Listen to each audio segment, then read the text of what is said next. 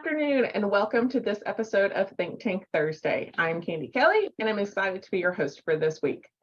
Before we jump in, I have to give a shout out to my 2023 Think Tank sponsors. We love SimNox and Redemption Plus, Roller Software, Betson, and Delta Strike. Without them, we would not be able to bring you these episodes each week and allow you to learn about other people in the industry and be inspired and get tips and tricks. So thank you to all of them. On Thursdays, Trainertainment likes to take a little bit of time away from the doing because we can all just get sucked into task after task and thing after thing and just keep doing. But we like to spend a little bit of time thinking about our business, how we improve, get to know each other. And so that's what we are here to do.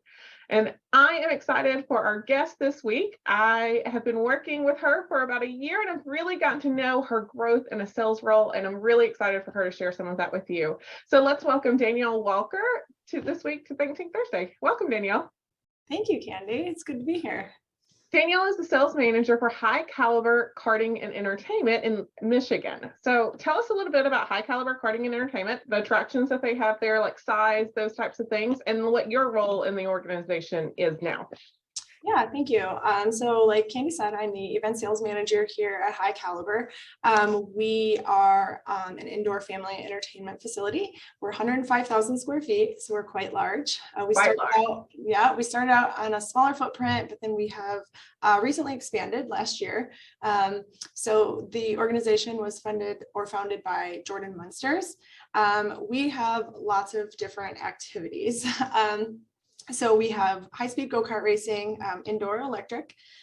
We've got gamified axe throwing. We've got throw bowling, jelly ball, dodgeball, archery tag, pocket soccer. We've got 2 rage rooms.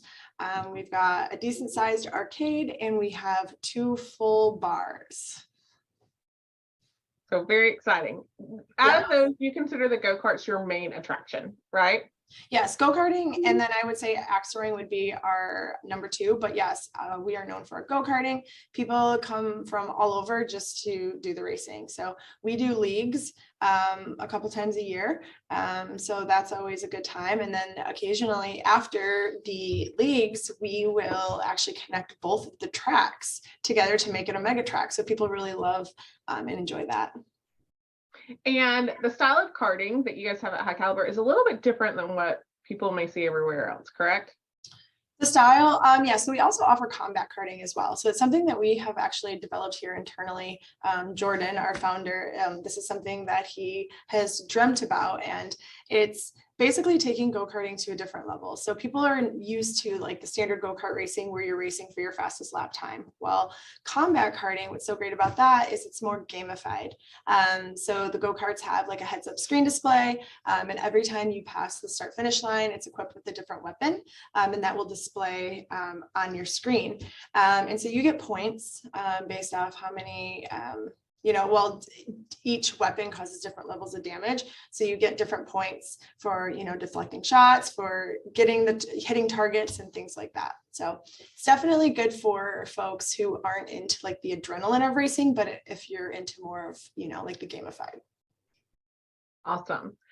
All right. Tell us a little bit about your background and how you got involved with High Caliber and the family entertainment industry and then the sales side of that. Yeah, so it's actually a very interesting story. So my background is I started out as a single mom for a long time. I had my first son at a very young age. College was never really talked about in my home. So never was, I don't have that background. However, I did start off my career at a tariff and trade consulting firm. And so I worked my way up from there, from data entry to a business rep. And then from there, I became an analyst. So I basically managed like foreign trade zones, worked with the US Customs a lot. I would travel, I would audit different facilities around the United States. So that was a really good career. So going from, being an analyst for a foreign trade zone to then, coming to High Caliber, it's interesting because after that, then I worked at a salon, and I was a manager there, and it was very interesting going from that industry to the beauty industry. And then from there, here I am at High Caliber. So how I started out here was my husband. So it was his birthday a couple years ago, and it was September, and he's like, hey, I heard of this cool go-kart track place over in Okemos, and he's like, we should go. And I was like, all right, let's go. So we came here, we fell in love with the place immediately. We joined the leagues. So we're really big into racing and off-road and stuff. And so from there, we were just here all the time. And so I'm like, gosh, like, I never want to leave. Like, I need to get a job here. So working at the salon, I applied here to work part-time as a bartender. And I was cool with that. Like, I didn't have any bartending experience, but it was just something to keep me here all the time. I just love the atmosphere. I loved talking about racing. So I was really drawn to the place. From that, I became really close with Jordan and his wife and all of the management staff. And from there, we just had a really good relationship. And we were shut down for COVID because we opened up in 2019. September of 2019 is when High Caliber opened. And then in 2020, March, we got shut down for COVID. So I had started in October of 2019. So in the very beginning days, and then we were off for a long time. Well, during COVID, we had like hung out and kept in touch with Jordan and his wife, Jalissa. And so during that time, they had offered me a position to be their event sales manager. And so what I was told, it was based on just like the conversations and the interactions that I had with the guests. I was very passionate about High Caliber, and turns out that's really what sales is being passionate about the product that you're standing in front of. So here I am today, and I'm very grateful and proud of how far I've come. I love stories of guests who turn into like really loyal and great team members. It's an awesome story because it just shows like the culture and everything, like the vibe is there. And that is the one thing I can definitely say about High Caliber. There is a vibe from the moment you walk in there. And so you really resonated with that. Now they brought you on as a sales manager, and I love that you said like now you realize that sales is really just about being passionate and wanting to help people and all of that. But you had some fears when you first stepped into this role. So what do you think your biggest fear about entering a sales role was, and what did you do to work to overcome that? Gosh, I would say it's just not having experience. I think that was one of my fears. And then my second was just having bad experiences in the past with sales reps, more specifically car salesmen. Sorry to anybody who may be watching this who's a car salesman, but I mean, it's the honest to God truth. But it's interesting now because through all of the coaching and training and leadership that I've had these last couple of years, I've learned like I can kind of point out a bad salesperson versus a good one.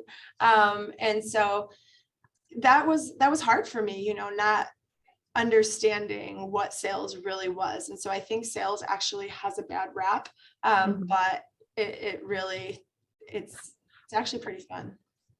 If done correctly, it's not about the salesperson. It's about helping people find what it is that they need.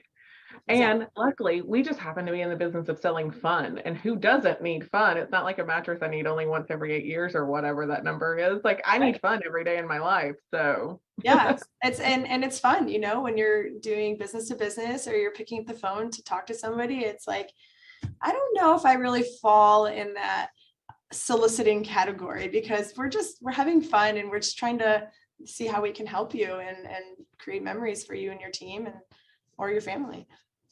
It's interesting that you just mentioned picking up the phone and that you don't see the soliciting now, because cold calling is something that you work to get more comfortable with. Like there's coaching with me, but you've also taken some individual classes and stuff about cold calling and read some books and all of that. Why were you so scared of cold calling, do you think? I think it's just the fear of rejection or just not knowing what to say. And so I think that's one of the things that you learn quickly is that it's okay that you're not going to be everybody's cup of tea. And you just have to be okay with, that you're not going to be for everyone. And that's okay. That's okay. It's just, I have something and do you want it, And so it's not really a bad gig. So, it's just a conversation, you know, it's just at first you realize like, you look at it more of like a job, like you're forcing something on somebody, but that's not it at all. And I think that's what I was afraid of. And then through, you know, like the podcasts and books and things like that, I've learned quickly that it's just, you know, we're human. You just pick up the phone and like, hey, it's just a conversation. So I think that's interesting that your perspective from I'm selling something to someone versus I'm having a conversation to see if what I have is a fit for someone seems to be the perspective change that you have gone through during this time. exactly. Yes. And no one likes to be sold to, even as salespeople or people who sell coach. Like I don't like to be sold to. But if you approach a question in a way that draws me into a conversation, then that's totally different. Right. I would agree. What's been your biggest surprise about being in this role? How much I enjoy it. I think that's the biggest surprise, and just the relationships that are built from it. I think that it's you grow a lot too, especially coming from not having any experience. It's actually quite enjoyable, and I think that whenever you're doing something that you didn't think would be a good fit, and then you realize like, gosh, this is actually pretty great. I say that would be, you know, a pretty big surprise for anyone. If you don't mind, will you tell people how your sales department is broken down as a department of high caliber?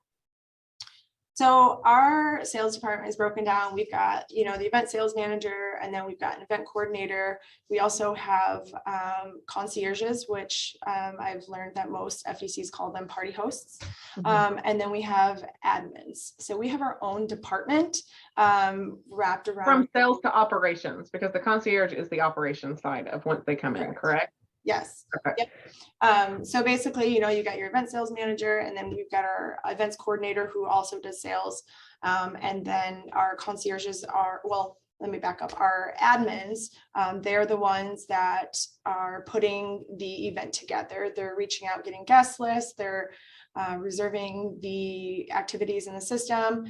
They're putting together an itinerary. We make an itinerary, fun little, you know, humorous itinerary for each event. But it's important for you guys because those go-kart races run at a certain time. And so if you're not there, it can mess things up. And so it's very important that they know exactly where they need to be because of the schedule you guys need to keep. Right. Yep. And then we also do have wristbands that can help guide them too, that tells what time the race is and on what track. So, you know, yes, that definitely helps the concierge keep everything on schedule, because then it'll have names. We break it down by like who's and what, so they can see who's, you know, racing with whom. And the concierge will like get them off to their activities. But also the admin will, you know, make a copy of like their catering order and just put the packet together. So then that way, the day of the event, it can be executed by the concierge. So the concierge is, you know, the party host, where they'll greet the host or the customer, and they'll, you know, introduce them to the VIP room and get them settled, get them checked in, wristbands, go over the itinerary. And then they are their point of contact throughout the entire event. So if they want to set up additional races, or, you know, if they need help, you know, with the layout of the venue, like they'll give them a tour. And so they're just their point of contact the day of. So. Awesome. And we were talking earlier about the vibe of how high caliber, and you guys have some really interesting rooms. So if you don't mind giving us like a highlight of some of the other rooms, and guys, go check out their LinkedIn. Follow Danielle. She has put beautiful pictures of these rooms on her LinkedIn profile as well. Yeah. So we have a total of 6 VIP rooms. Some of them are spaces, 2 of them are spaces, the rest are rooms. But it's really cool. So the blue truck is probably one of my favorites, just because there's a couple different vibes to that room. You not only have like the room where we've got like patio furniture in there, there's a TV, tables and chairs. We've got garage doors on the room. So that's always just a fun little add on to that. And then not only do you have the room, but then it kind of opens up. There's a door that takes you out to like a patio version of a room. And so it looks just like a patio, but it's got like a gate that butts right up to the blue go-kart track. So it's great for speculating. There's more tables and chairs out there. That's where we put the food out. So it's like 2 different atmospheres and 2 different vibes. So that's a really fun space. We've got our bar side VIP room, which is a little smaller, can accommodate up to 15 guests. That one's a little bit more basic and simple, but it's beautiful. The decor and stuff that we have set up in there. And then we've got our Red Track VIP. That room can accommodate like up to 70 people. And that butts right up to the Red Track. And so that one is, if you really want to be immersed into the racing and the action, that is a really fun space for guests to rent. But then going over to the other end of our venue, because like I said, we're 105,000 square feet, so we're quite large. We have our banquet space. So our banquet space can, hold around 100 plus guests. So we can, we've got like a 14 by 20 foot projector screen up there so they can host meetings. Then we have our Lambo Lounge, or Lamborghini Lounge. The Lambo Lounge is a really cool 80s Miami Vice vibe. We call it, we've had a couple different names for it. It's our baller room. We have other names for it. I don't know if they, would be appropriate, but so the whole back wall has been hand airbrushed. And so that is a really cool, basically just it's a, I'm trying to think of the word, but it's just a really nice room. We've got white leather couches in there. So it's a good room to kind of like host clients and things like that. So if we've got a company coming in, they'll host clients in there because it's our more upscale VIP room. And then we've got our double clutch VIP room, which we correlate to. It's like a boardroom VIP room. So we've got like the long mahogany, I don't know, it's 12 foot long. Yeah, we've got like leather chairs so people can come and have meetings. And it's really cool because like the windows in there gloss. So you can either have them glossed or they can ungloss. So you can see through them. It just depends on how much privacy you need. And if you want to be less distracted, but that's a really cool room. So all of our rooms kind of have like a different vibe. And it's pretty great because it's, one room will at least fit any type of personality really, or any type of occasion that you're trying to host. Yeah, very cool. Highly suggest if you're in the area to go check it out. Now, Danielle, you've grown from being like mainly sales person to now you're developing into a sales manager. So what have you, what has surprised you about leadership and like the different personalities of people underneath you that you need to motivate everybody? What are some of the things that stick out in that transition for you? I think a lot of it was, I think it was hard at first for me because I am the kind of person where I like to like be in it. But then now to have to like oversee people and maintain or meet a goal all the time. I think in the beginning with Trainertainment coaching, I think learning the birds was really big for me because it really helped me identify how we are all so different.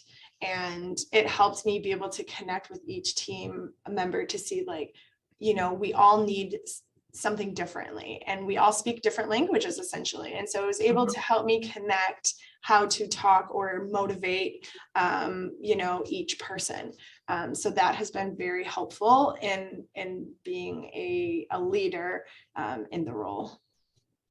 Now, I know this wasn't one of the questions perfect with, but High Caliber is big about leadership development anyway. So you guys have a book club, right? Like how many books do you read in a year? What does that look like for you guys? So, I don't know how many we read in a year per se, but what I do know is we have our manager meetings bi-weekly. And so we read a chapter, we go over a chapter, each meeting.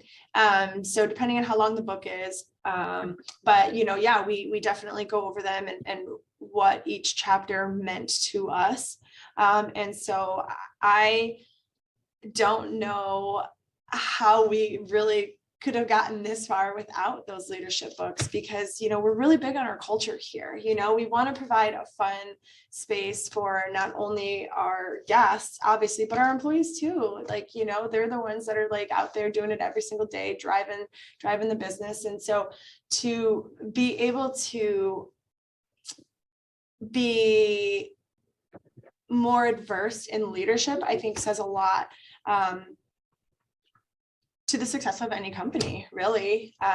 and I've grown from it. I can see changes in each and every manager here from the time that we had opened until now. Like it's interesting because you can see like some of their behaviors or mannerisms. You're like, oh, they got that from that chapter or something. But it's just good to see that transformation in real life.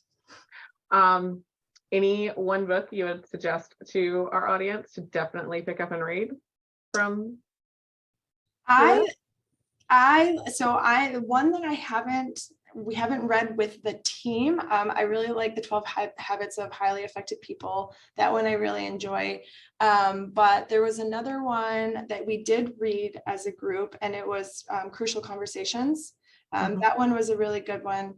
So I would highly recommend that one as well. Or I think it was Tools for Talking When Stakes Are High, Crucial Conversations. So yeah, that was a really good one. Awesome. All right, Danielle, if you were to advise someone else that is coming into a sales manager role, what 2 to 3 tips of advice would you give them so they can be successful in the role? Just be genuine and honest. Being yourself. I think just, we're all human and we like to be treated as such. And I think it's just too, like, being okay that what you're selling may not be for everyone, and that sales is just simply about helping somebody, how you can help them. And then if your product isn't a good fit, that's okay too. And consistency, consistency is key. So, follow up, being prompt, things like that. I think those are the 3 key things that always stand out for me and what I go over with my team, because it's helped me so much.